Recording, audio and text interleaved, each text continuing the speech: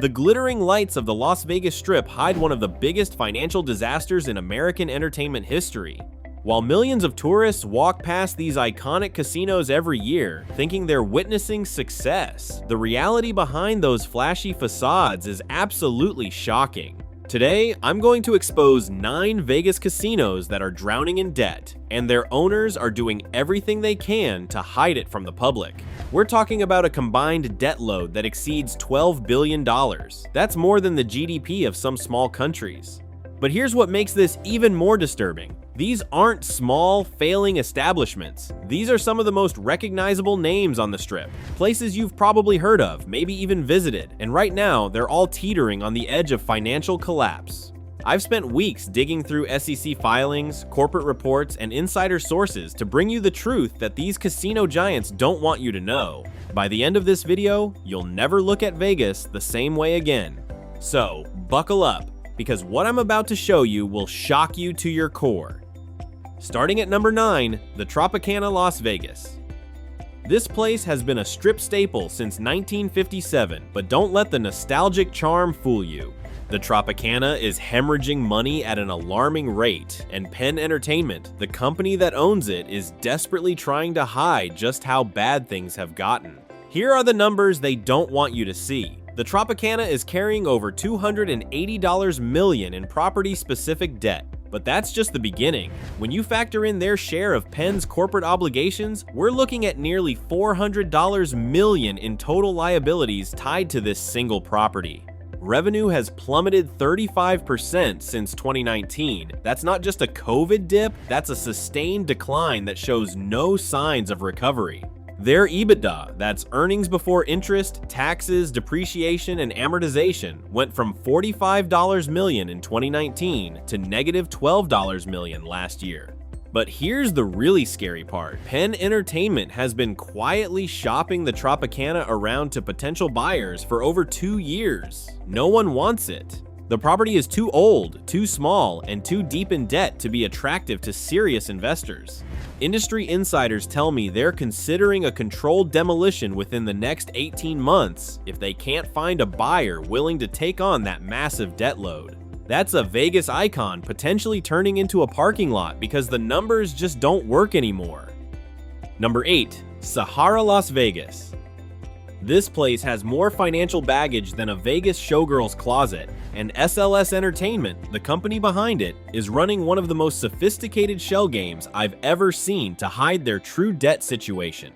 The Sahara is currently carrying $520 million in various forms of debt. That includes $180 million in senior notes, $240 million in term loans, and another $100 million in what they euphemistically call other obligations. Translation: they owe money to pretty much everyone. But here's where it gets interesting. SLS Entertainment has created a web of subsidiary companies and holding structures that make it nearly impossible to track exactly how much money they owe.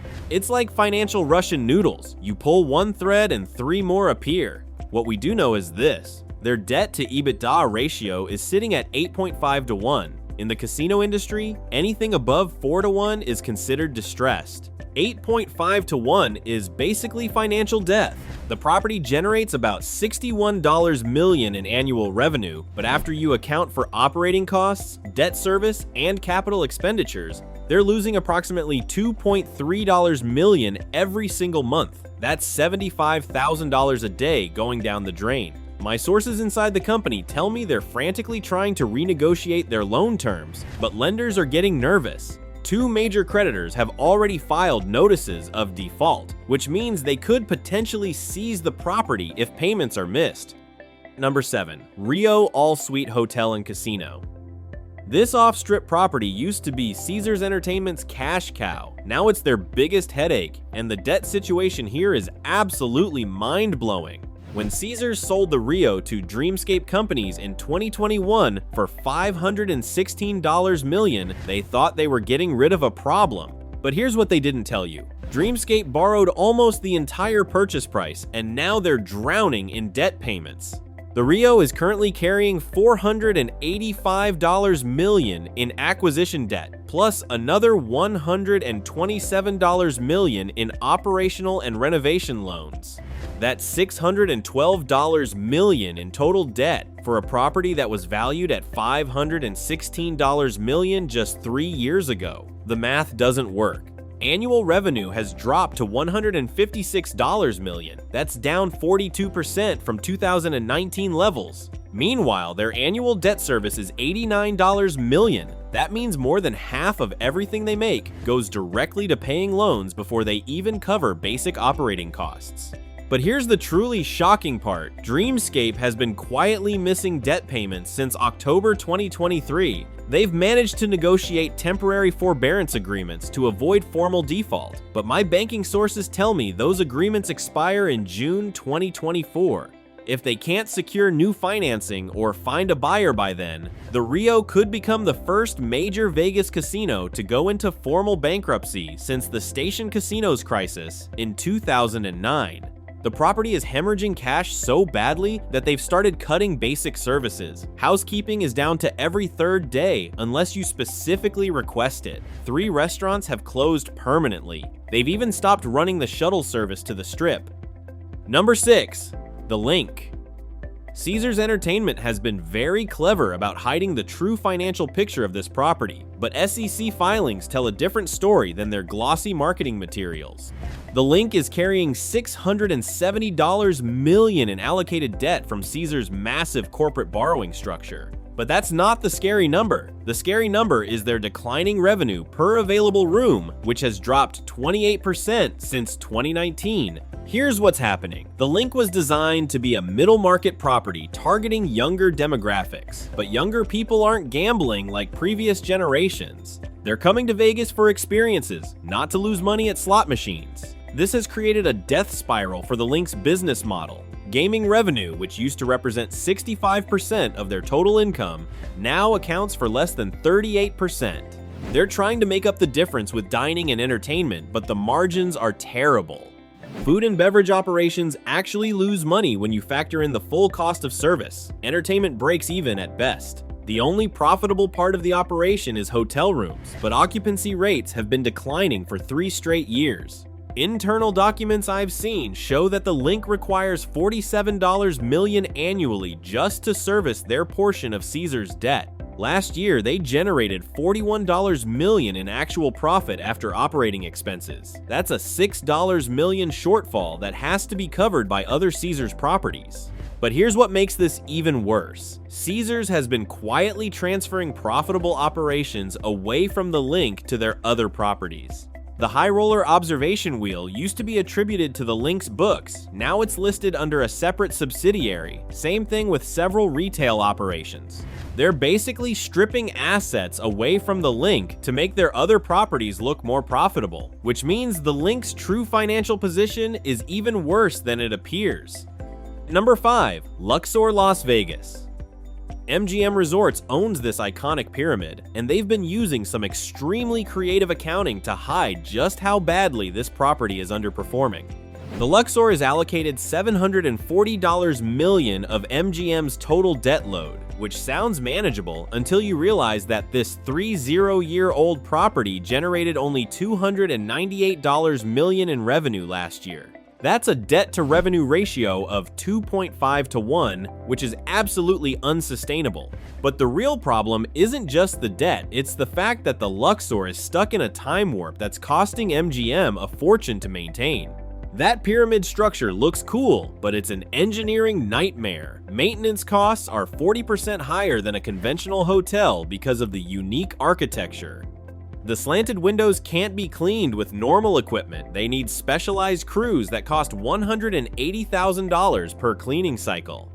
The elevators run at an angle, which means parts are custom manufactured and cost 3 times what normal elevator components cost. Even basic things like HVAC systems are more expensive because of the pyramid shape. MGM has spent over $450 million on renovations since 2019, trying to modernize the property.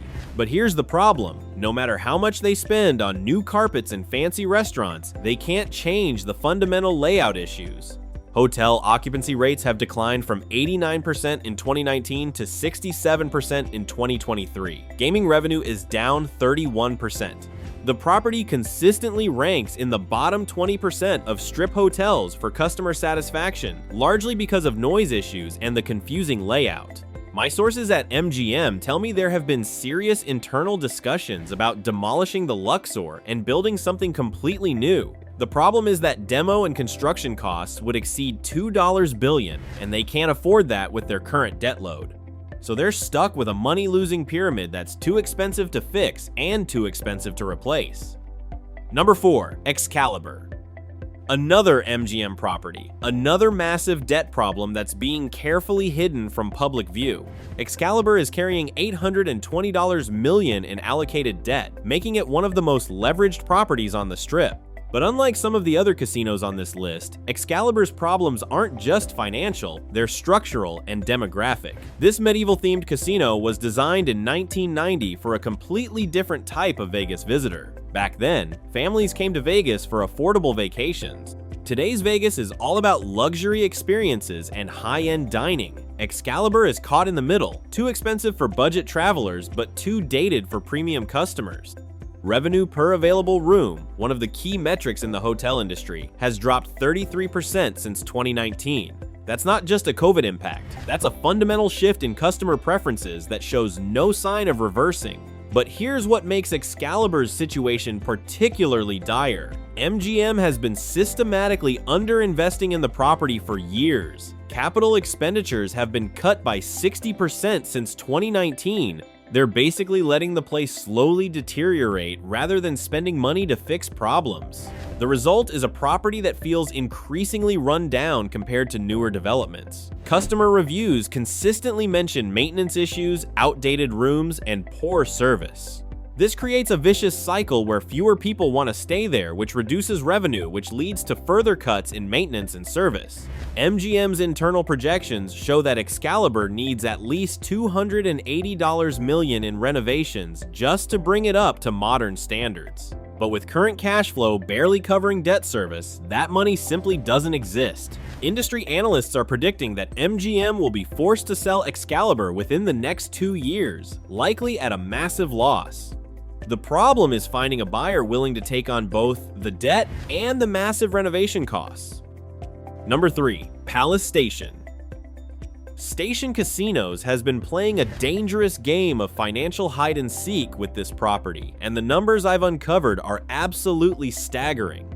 Palace Station is currently carrying $1.1 billion in various forms of debt. That includes $680 million in senior secured notes, $290 million in term loans, and $130 million in what Station calls operational financing. For a locals casino that generates $187 million in annual revenue, this debt load is completely insane. But here's what makes this situation even more dangerous. Station Casinos already went through bankruptcy once, in 2009. The company was restructured, debts were forgiven, and investors lost billions. Now, just 15 years later, they're right back in the same situation. The Palace Station property specifically has been used as collateral for multiple overlapping loan agreements. If Station defaults on any one of those loans, creditors could potentially seize not just Palace Station, but several other Station properties as well. Cash flow at Palace Station has been negative for 18 consecutive months. They're literally burning through cash reserves just to keep the lights on. Gaming revenue is down 29% from 2019 levels, and there's no sign of recovery. Local competition has intensified dramatically with new tribal casinos and online gambling options. Palace Station's customer base, primarily local Las Vegas residents, has more choices than ever, and they're choosing to go elsewhere. My sources inside Station Casinos tell me that company executives have been in quiet discussions with bankruptcy attorneys since early 2023. They're trying to avoid a formal filing, but the math is becoming increasingly difficult to ignore. If Palace Station goes down, it could trigger a domino effect that takes down several other Station properties, potentially making it the largest casino bankruptcy in Nevada history. At number 2, the Orleans Hotel and Casino. Boyd Gaming owns this locals-focused property, and they've been using some extremely sophisticated financial engineering to hide just how bad things have gotten here. The Orleans is carrying $1.3 billion in debt through a complex web of corporate bonds, term loans, and intercompany obligations. For a property that generates $203 million in annual revenue, this represents a debt load that's mathematically impossible to sustain long-term. But the Orleans situation is particularly interesting because it illustrates a broader problem facing locals casinos throughout Las Vegas.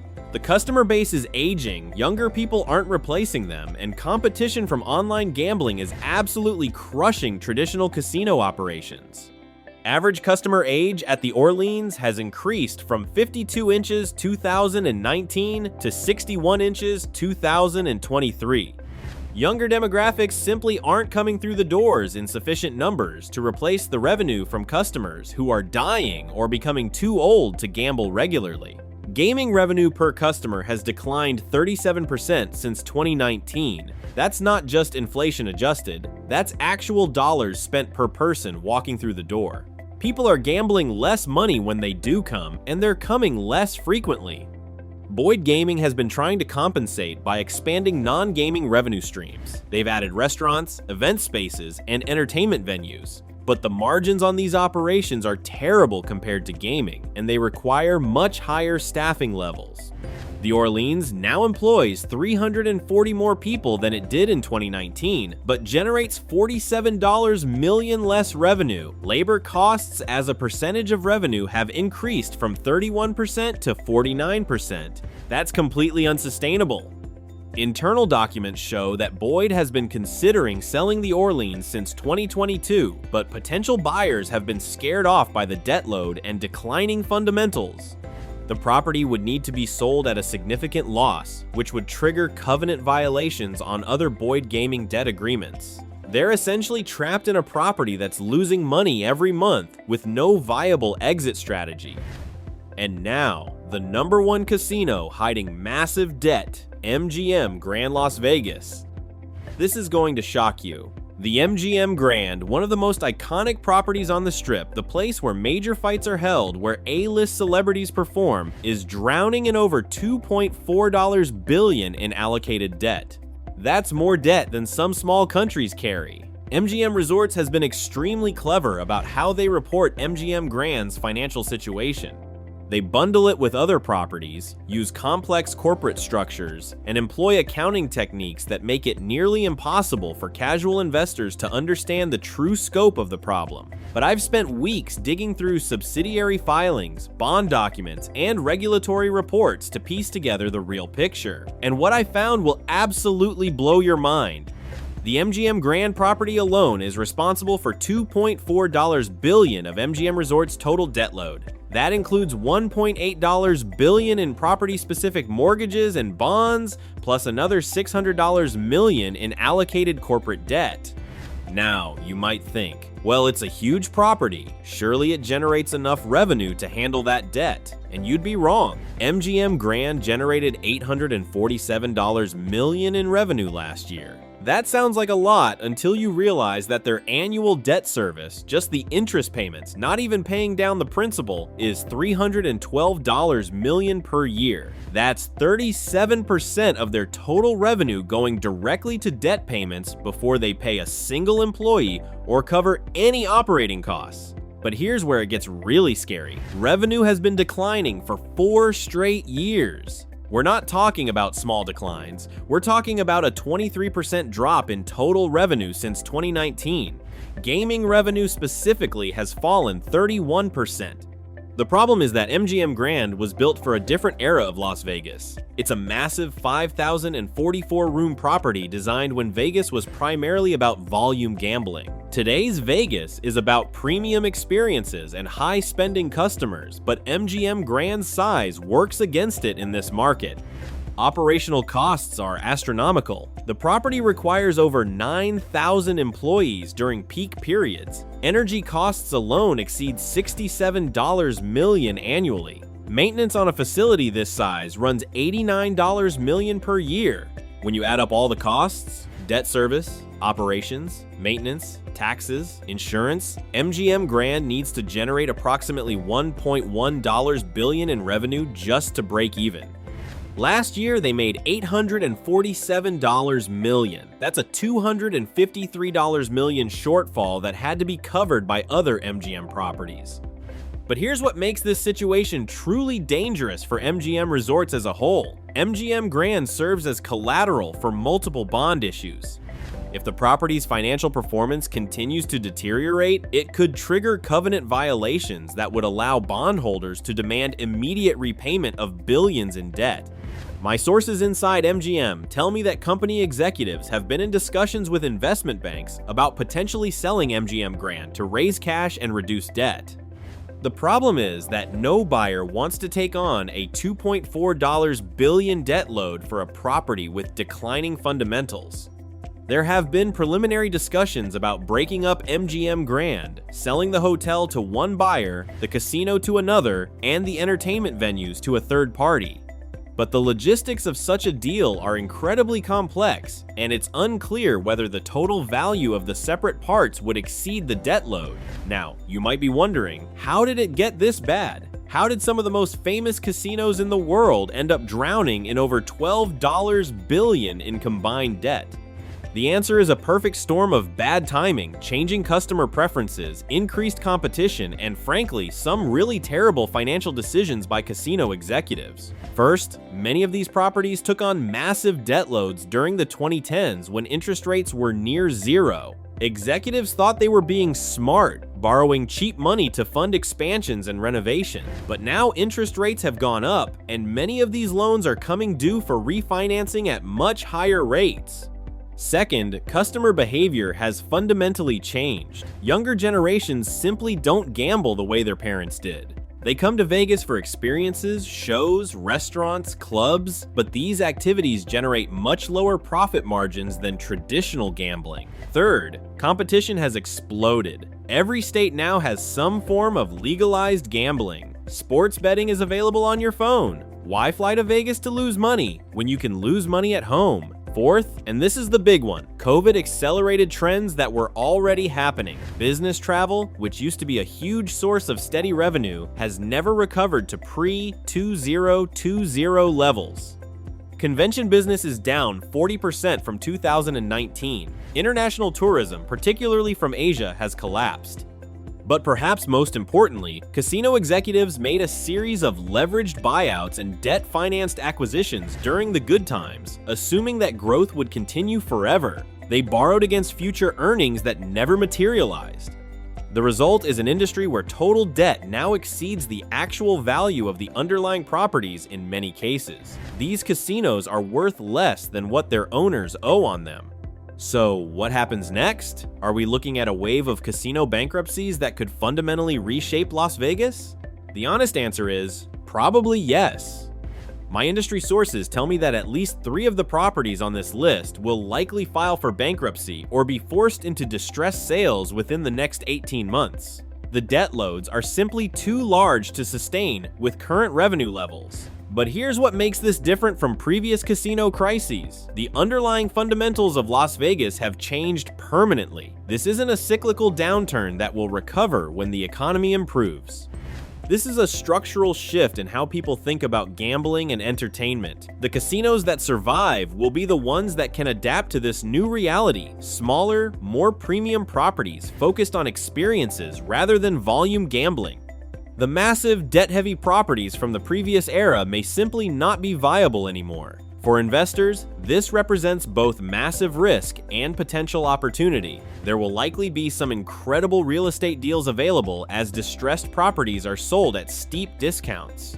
But buyers will need to have cash available and be prepared to take on significant renovation and repositioning costs. For Las Vegas as a city, this crisis could actually be positive long-term. Clearing out underperforming, debt-heavy properties could make room for new developments that are better suited to modern customer preferences. But in the short term, we're looking at potential job losses, reduced tax revenue, and a period of significant uncertainty for one of America's most iconic destinations. The glittering facade of Las Vegas has always been about hiding reality behind illusion, but when it comes to these debt crises, the numbers don't lie. And the numbers are telling us that big changes are coming to Sin City. If this video opened your eyes to what's really happening in Vegas, make sure to hit that subscribe button and ring the notification bell. I'll be following this story closely as it develops, and you won't want to miss the updates. What do you think? Are you surprised by how bad the debt situation has gotten? Let me know in the comments below.